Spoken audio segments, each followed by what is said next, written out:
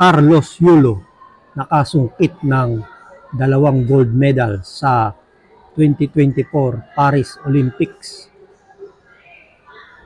Nakatala na sa kasaysayan ng sports sa bansa ang ginawa ni gymnast Carlos Yulo na nakakuha ng 2 gold medal, isa para sa floor exercise at isa para sa vault ng gymnastics sa Paris Olympics na ginanap sa magkasunod na araw.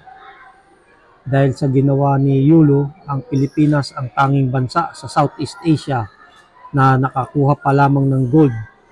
Habang sinusulat ito, napabilang na ang Pilipinas sa listahan ng mga bansang nakakuha ng ginto. Maraming natighaw ang kauhawan sa medalya dahil sa ginawa ni Carlos Yulo. Dahil din sa ginawa niya, 2 magkasunod na araw na itinaas ang watawat ng Pilipinas at tinugtog ang pambansang awit. Si Yulo ang unang nakagawa nito, kaya hindi na malilimutan kailanman ang kanyang pangalan. Siya ang ikalawang Pilipinong atleta na nakakuha ng ginto. Una ay si Heidelin Diaz na nakakuha ng ginto sa weightlifting noong 2020 sa Tokyo Olympics. Nagsimulang mag-training sa gymnastics si Yulo sa edad na 7. Ayon sa kanyang lolo na si Rodrigo Prisco, nakita niyang patambling-tambling sa isang playground na malapit sa kanilang lugar sa Liberisa Street, Malate, Maynila.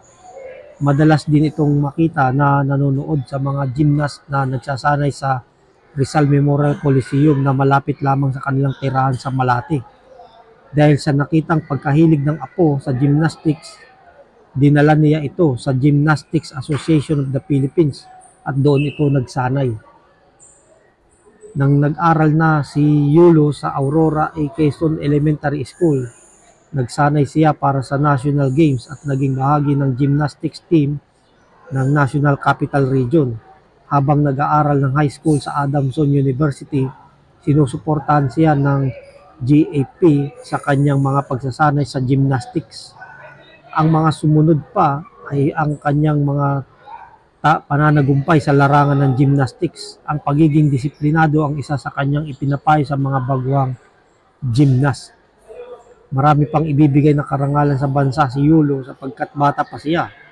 Nagsisimula pa lamang ang kanyang magandang karera sa gymnastics, pero dapat nang maghanap ang pamahalaan ng mga kabataang susunod sa yapak ni Yulo. Sabi ni President Ferdinand Marcos Jr. nang batiin si Yulo sa pagkakakuha ng ikalawang ginto, mayroon pa raw mga susunod na ibibigay na karangalan ni Yulo. Dapat buhusan ng pamahalaan ng suporta ang gymnastics na nagbigay ng ginto sa bansa. Suportahan din ang boxing at weightlifting. Sa mga ito, umaani ng medalya ang bansa. Nararapat humanap ng mga bagong Yulo para sa hinaharap.